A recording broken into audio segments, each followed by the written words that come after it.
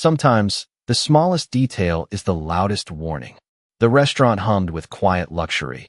Crystal glasses catching the soft amber glow of overhead lights while low conversations drifted like background music, the kind of place where deals worth millions were signed between bites of perfectly cooked steak and measured sips of aged wine. And Emily Carter moved through it all with practiced ease, her black uniform pressed, her steps light, her presence almost invisible unless you were looking for her, which most people never were, because to them she was just another waitress, another part of the machinery that kept their evenings smooth and uninterrupted. But Emily noticed things she always had. The way a glass sat slightly off-center on a table, the hesitation in a customer's hand before signing a check, the subtle shift in tone when a conversation turned from polite to tense. And tonight something felt off. Not wrong in any obvious way, just misaligned. Like a note played half a beat too early, and she felt it before she saw it. A quiet unease settling behind her ribs as she approached table 14, where Daniel Hayes sat with his guests, his tailored navy suit sharp against the dim lighting, his voice calm and controlled as he discussed numbers that would change the trajectory of companies, maybe lives. He didn't look like a man who ever lost control of a situation, and maybe that was why no one else noticed the details. Because they trusted the illusion of control. But Emily didn't trust illusions, she trusted patterns. And patterns were breaking, just slightly, just enough. She slowed as she reached the edge of the table, her tray balanced effortlessly in one hand, her eyes moving without appearing to, scanning, observing, collecting. The new server assigned to assist that section stood too still, his posture rigid in a way that didn't match the rhythm of the room, his eyes flicking not to the guests but beneath the table for just a fraction of a second. Too quick for most. Not for her. Emily placed the water glasses down one by one, the soft clink barely audible, her movements smooth, unhurried, but her attention sharpened, narrowing, focusing, creating a reason, a distraction, something that made the shift feel natural, expected. And Daniel stepped back half a step, away from the table, away from the exact position he had occupied seconds before. And then it happened. Not an explosion, not anything dramatic or loud, just a sudden flicker beneath the table, a brief surge of heat that caused one of the table supports to snap with a sharp crack, the glassware rattling, a chair shifting abruptly, enough to startle, enough to disrupt, but not enough to cause harm. Because he was no longer there, the room fell into a stunned silence, conversations cutting off mid-sentence, eyes turning toward the disturbance, confusion spreading in quiet waves. And Emily stood there, still holding the napkin, her heart steady, her expression calm, as if she had expected exactly this. Because in a way, she had. Daniel looked down at the table, then back at her, the realization settling slowly behind his eyes. Not fear, not yet, but something deeper, something unfamiliar, the understanding that for the first time in a long time, control had not come from him. And Emily simply met his gaze for a brief moment before lowering her eyes, returning to her role, because the room was watching now, and some things were better understood in silence. For a few seconds, no one spoke, not because they understood what had happened, but because they did not. And in a place where everything was predictable, confusion was louder than any noise. The soft hum of the restaurant faded into a strange stillness as eyes drifted toward table 14. Toward the broken support, the slightly tilted surface, the faint scent of something overheated that did not belong in a room built for comfort. And Daniel Hayes remained standing, his posture unchanged but his attention no longer on the conversation he had been leading just moments before. His gaze moved slowly from the table to Emily, studying her now in a way he had not earlier, not as part of the background, not as someone passing through his evening, but as a variable he had not accounted for. Something that did not fit into the controlled structure of his world. Emily lowered her eyes just enough to avoid drawing further attention, her movements returning to routine as she dabbed at the spilled water, her hands steady, precise, as if nothing unusual had occurred. But the room felt different now, thinner somehow, as if the illusion had cracked and everyone could sense it even if they could not explain it. A manager approached quickly, his voice calm, but edged with concern as he assessed the situation, offering apologies, directing staff to clear the table, to maintain order, to restore normalcy as quickly as possible, because that was the unspoken rule in places like this. Disruption must be erased before it becomes real. Daniel took a step closer to Emily, his voice low, controlled, but no longer indifferent. "What exactly just happened?" he asked, and she paused for half a second, not because she did not have an answer, but because she understood the weight of the moment. The difference between what could be said and what should be said. "I am not entirely sure, sir," she replied softly, her tone respectful, measured. "I only noticed something did not feel right, and I thought it would be safer if you stepped away for a moment." Her words were simple, almost understated, but there was no uncertainty in them, and that was what made them land. Daniel watched her carefully, searching for hesitation, for doubt, for any sign that this had been luck or coincidence, but he found none. Only a quiet composure that did not match the uniform she wore. "You noticed something?" he repeated, as if testing the phrase, as if trying to understand how a detail so small could lead to a moment so significant. And Emily gave a slight nod, her gaze lifting just enough to meet his for a brief second. "Sometimes small things are not as small as they seem," she said, and then she stepped back, allowing the staff to take over, returning to her role as if the moment had already passed.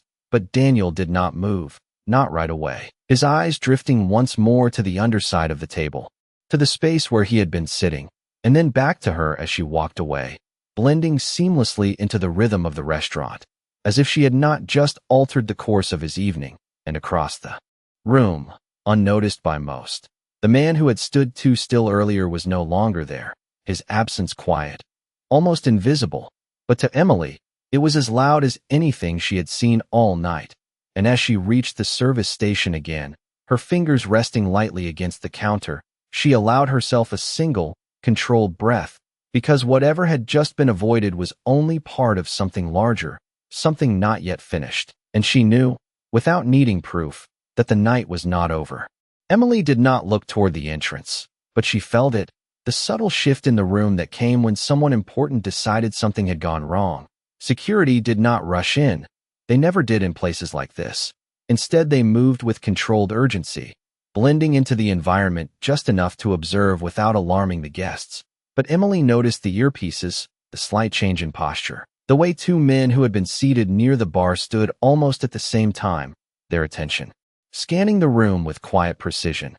Daniel Hayes noticed it too, though later, slower, his instincts trained for negotiation and numbers, not for moments like this. He adjusted his jacket, his expression composed, but his eyes sharper now, following the invisible lines of movement that most people ignored.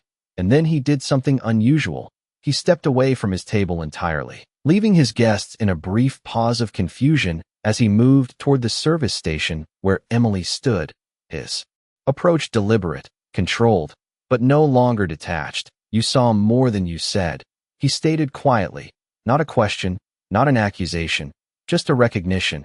And Emily kept her gaze on the glasses she was aligning, her fingers adjusting their position with quiet precision. "I saw enough to act," she replied, her voice calm, measured, and for a moment neither of them spoke. The noise of the restaurant slowly returning around them as staff restored order, as guests resumed conversations that now carried a slightly different tone, less certain, more aware. Daniel leaned slightly closer, lowering his voice. "That was not an accident," he said, and Emily paused again, just briefly, before meeting his gaze. "No, sir, it was not." The simplicity of her answer carried more weight than any explanation, and something shifted in his expression, something that was not quite fear, but no longer confidence, a realization that control had limits, that systems could fail, and that sometimes the only barrier between order and chaos was a person no one had been paying attention to. "Who was he?" Daniel asked, his tone still steady but edged now with urgency. And Emily did not answer right away, because she was not looking at him anymore. Her attention had shifted past him, toward the far end of the room where a door led to a narrow hallway used by staff, her eyes narrowing slightly as she caught a glimpse of movement, a figure slipping through the door with just enough speed to avoid notice, but not enough to escape her attention. "I do not know who he is," she said quietly, "but I know he is not finished." And Daniel followed her gaze, his body turning slightly, his focus locking onto the same door. The same subtle movement that had gone unnoticed by everyone else. Security will handle it, he said instinctively. The response of a man used to delegating risk, and Emily shook her head once. Small, controlled, almost imperceptible. They are reacting, she said, not preventing. The distinction hung in the air between them, sharp and undeniable. And for the first time that night, Daniel hesitated. Not because he did not understand, but because he did, and understanding meant acknowledging that. Whatever had just been avoided was only the beginning. Emily reached for a folded cloth, her movements steady, her expression unchanged, but her mind already moving ahead, mapping possibilities, tracing patterns, because the detail she had noticed before had not been random. It had been part of something designed, something deliberate, and designs rarely ended with a single point of failure. They evolved, adapted, continued, and as she set the cloth down, her voice dropped just enough for him. Alone, if you want to stay safe, she said, you cannot stay predictable. Daniel looked at her, really looked at her now, not as a waitress, not as part of the background, but as someone who understood a world he had never needed to see before, and without another word, he nodded, the decision made in silence, because sometimes the quietest voice in the room was the one worth following. Daniel did not return to his table, and that alone changed everything, because a man like him did not step away from control unless he understood that control had already shifted. His guests watched from a distance, unsure whether to follow or remain seated, their conversation dissolving into quiet uncertainty, while across the room the subtle presence of security grew more defined, no longer just observers but participants, though still restrained, still careful not to disturb the illusion of calm that the restaurant depended on. Emily moved first, not toward the hallway but along the edge of the room, her path indirect, unremarkable, the route of someone checking tables, adjusting details, doing her job, and yet every step carried intention, every glance measured. She was not chasing the man who had disappeared, she was thinking ahead of him, because people who moved like that did not act randomly, they followed patterns, exits, timing, visibility, and she knew the layout of the restaurant better than anyone who had only visited it. Daniel followed at a slight distance, not too close, not drawing attention, but close enough to keep her within sight, his instincts shifting from command to observation, something unfamiliar but necessary. Emily paused briefly near a side station, her hand resting on the edge as if checking supplies, but her eyes flicked toward a mirrored panel on the wall, catching a reflection that most would ignore, a brief movement, a shadow passing through the hallway beyond, not rushing, not panicked, just steady, controlled, and that told her everything. He believed he was still unseen, which meant he believed his plan was still intact. That was the most dangerous moment, not when something failed, but when someone did not realize it had. Emily stepped away again, her pace unchanged, her expression calm, and as Daniel drew closer, she spoke without looking at him. He will not leave through the main exit, she said quietly. Too many eyes. Now he will choose something quieter, something predictable to him but invisible to others. Daniel glanced toward the front, where staff were subtly guiding attention away from the earlier disruption, then back toward the hallway, his mind adjusting, recalculating. Where, he asked, and Emily's gaze shifted toward a narrow corridor near the kitchen, a place most guests never noticed. Deliveries came through there, she said, voice low. Staff entrances, less security, less attention, and Daniel nodded slowly, the logic settling into place. He reached for his phone instinctively, but then stopped, lowering his hand, because something in her presence suggested that speed was not the same as precision, and precision was what this moment required. Emily turned then, just enough to meet his eyes, her expression steady. We do not chase him, she said. We move where he expects no one to be, and without waiting for agreement, she adjusted her path, heading toward the kitchen corridor with the same quiet purpose, her movements blending into the rhythm of the restaurant. And Daniel followed, not because he was told to, but because he understood now that this was no longer about authority, it was about awareness.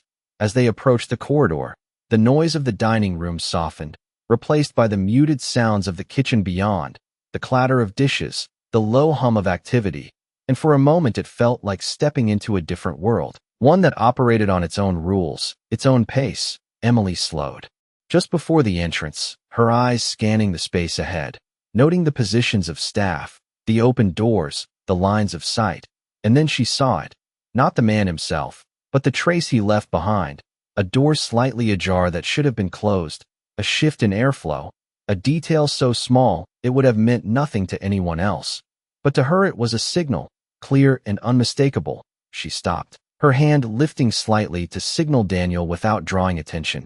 "He is close," she said softly, her voice calm but certain, and Daniel felt it then, not fear, but the weight of understanding, that whatever had started at that table had not ended.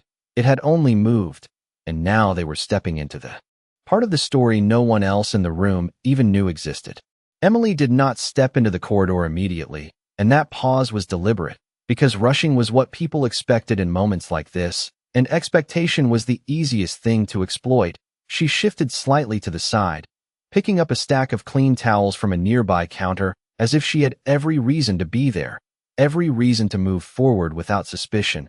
And then she walked, not fast, not slow, just enough to blend into the rhythm of the kitchen staff moving in and out of the space. Daniel followed a step behind, his posture adjusting unconsciously, mirroring her calm, understanding now that visibility was not about being seen. It was about being understood, and right now, they needed to be neither.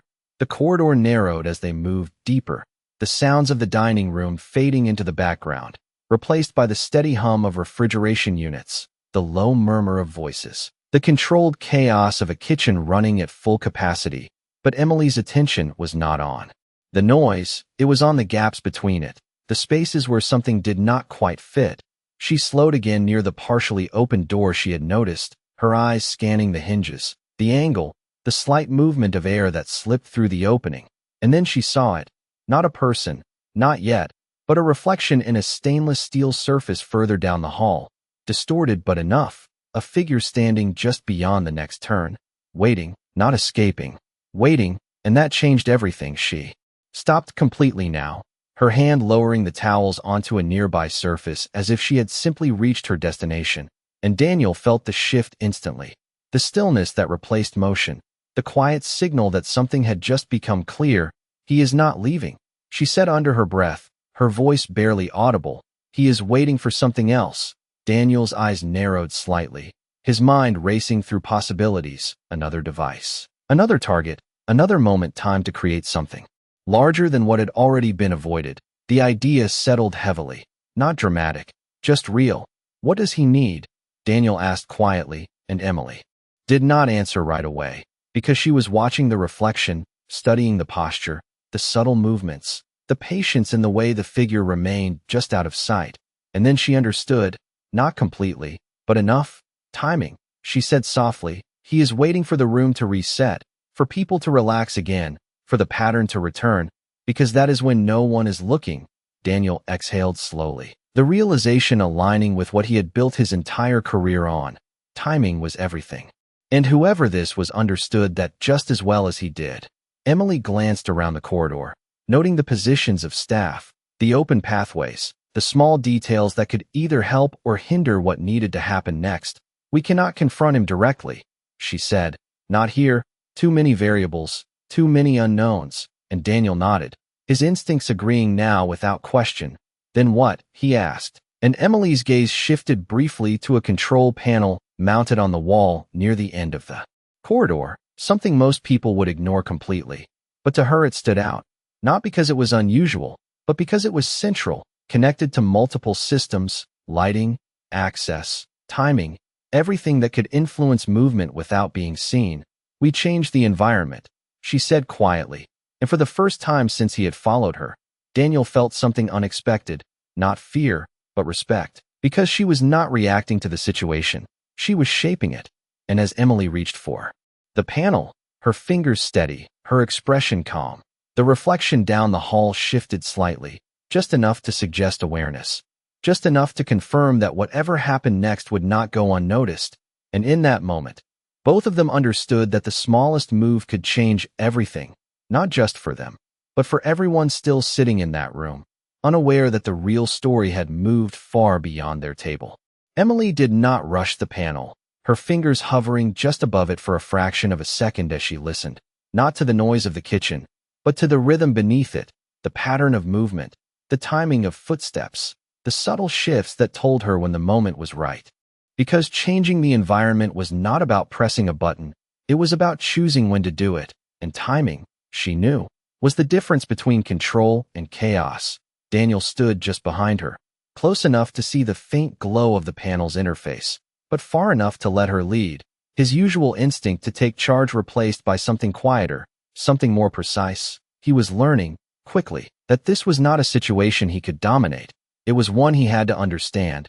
Emily pressed a single control, and nothing dramatic happened. No alarms, no sudden changes, just a subtle shift. The overhead lights in the dining room dimmed by a fraction, barely noticeable to most, but enough to alter visibility, enough to change perception. And in the corridor, the effect was immediate. The reflection in the stainless steel surface flickered slightly, distorting the figure's position for just a second, just enough to disrupt certainty. Emily did not stop there. Her hand moved. Again, adjusting another setting, this time affecting the service doors, slowing their automatic response by a fraction of a second, creating a delay so small it would not be questioned, but large enough to interrupt timing. Daniel watched closely, beginning to see the pattern.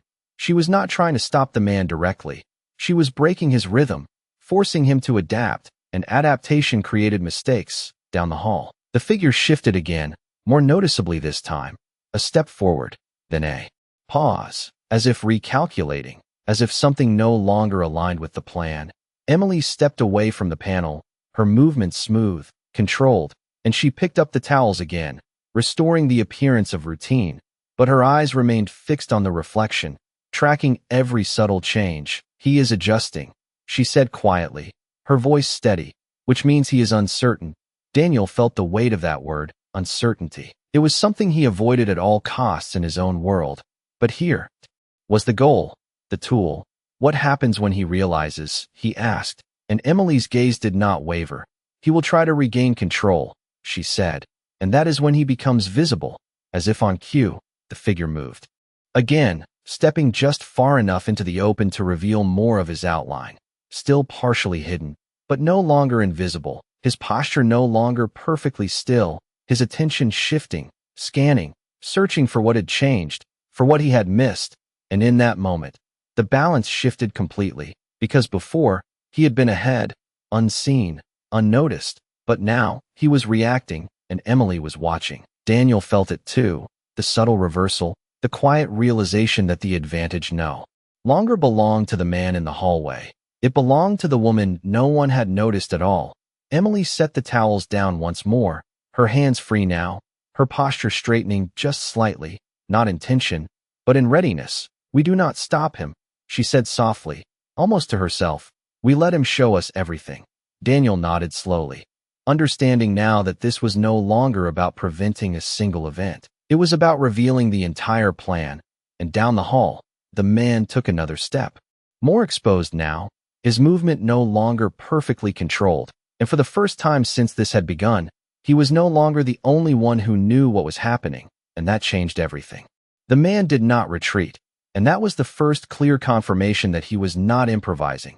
He was committed, his movements now slower but more deliberate, as if recalibrating each step against a plan that no longer aligned perfectly. Emily watched the reflection shift again, the angle revealing just enough to catch the outline of his hand, not holding anything obvious, not acting yet, but waiting, always waiting. And that told her something even more important. Whatever he had intended to do was not tied to a single moment. It was tied to a sequence, something that required conditions to fall back into place. Daniel leaned slightly closer, his voice barely above a whisper. "What is he waiting for now?" And Emily did not answer immediately, because she was listening again, not to him, not to the kitchen, but to the distant rhythm of the dining room beyond the corridor, the way conversations had resumed, the way glasses clinked again, the way normalcy was rebuilding itself piece by piece. "That is what he is waiting for," she said quietly. "Normal." Daniel exhaled slowly, the word landing with quiet clarity, because normal was when people stopped paying attention, when patterns returned, when the unexpected faded into memory. and Emily nodded almost imperceptibly. "He needs the room to forget," she said, "and once it does, he finishes what he started." Daniel's gaze sharpened, his mind aligning with hers now, not resisting, not questioning, just following the logic as it unfolded. "Then we do not let it return to normal," he said, and Emily's eyes flicked toward him for a brief second, a silent acknowledgement that he understood, but her attention shifted back to the reflection just as quickly, because understanding was only the first step. Execution was what mattered. She moved again, not toward the man, but back toward the panel, her steps measured, controlled, each movement blending into the flow of the corridor. And Daniel stayed with her, no longer trailing, but matching her pace. The distance between them closing just enough to signal alignment. Emily reached the panel once more, her fingers moving with quiet precision, not pressing randomly, but selecting, adjusting, shaping the environment in ways that would not be obvious, but would be felt. The lighting shifted again, this time slightly brighter in certain areas, drawing subtle attention to movement. The service doors adjusted their timing once more, creating irregular intervals that disrupted predictability. And in the dining room, the music changed, just slightly, the tempo slowing, altering the mood in a way most would not consciously register, but enough to keep people aware, present, not fully settled. Down the hall, the man reacted immediately, his posture tightening, his head turning slightly as if trying to locate the source of the disruption. Because something was wrong now, something he could not control, and that was the key. Emily stepped back from the panel, her eyes fixed on the reflection as it shifted again, more erratic this time, less certain. "He cannot find his moment," she said softly, and Daniel felt a quiet sense of inevitability settle in, because a plan without timing was not a plan at all. It was hesitation, and hesitation revealed intention. The man took another step forward, more exposed now, his movement no longer hidden behind perfect stillness, and in that moment, one of the security personnel at the far end of the corridor glanced up, just briefly, just enough to notice something out of place, a figure where there should not have been one.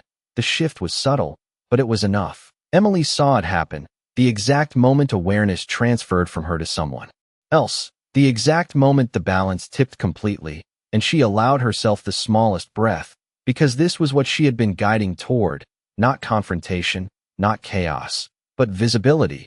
Daniel followed her gaze, watching as the man hesitated, caught between action and retreat, no longer invisible, no longer in control, and for the first time that night, the outcome was no longer uncertain. It was unfolding exactly as it needed to, not because of force, but because of a single detail that had been noticed when no one else was looking. The shift was almost invisible, but it was enough. The moment when awareness spread from one person to another, when a single glance turned into attention, and attention turned into action. The security officer at the far end of the corridor did not rush forward. He did not shout. He simply adjusted his position, stepping slightly into the man's path with the quiet authority of someone trained to notice what others ignored. And that was all it took. The illusion broke completely. The man froze. For a fraction of a second, not out of fear, but calculation, the kind that came too late. Because once a plan required adjustment under pressure, it was no longer a plan, it was a reaction, and reactions were predictable. Emily watched it unfold without moving, her posture calm, her expression unchanged, as if she were observing something expected rather than something dangerous. Daniel stood beside her, his gaze fixed on the scene ahead, the pieces finally aligning in a way that made sense. Not because he understood every detail, but because he understood the pattern. Control had shifted, quietly, completely. The man took a step back, subtle, measured, but the corridor was no longer empty. Another staff member moved into view, unaware of the full situation but enough to narrow the space, enough to remove the man's options. And in that narrowing, in that quiet closing of distance, the outcome settled into place. No confrontation, no raised voices, just a controlled presence that made further action impossible. The man lowered his gaze slightly, his posture easing, not in surrender, but in acceptance, because whatever he had intended to complete no longer had the conditions it required, and without those conditions, it could not exist. Emily exhaled softly, the tension that had never shown on her face releasing in a single controlled breath, not relief, but completion, because for her, this had never been about stopping someone. It had been about understanding what was happening before it fully unfolded.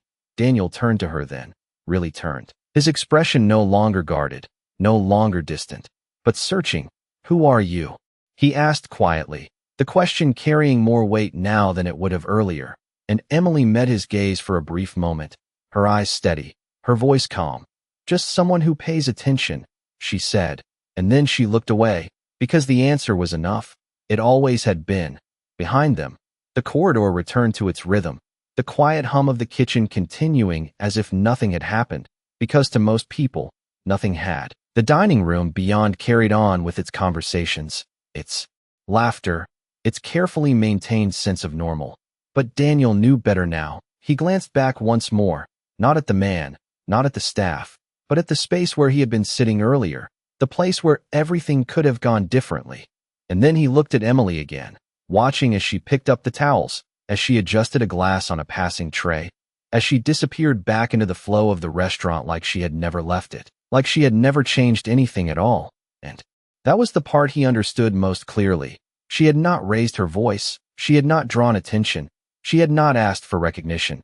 She had simply seen what others did not, and acted when it mattered.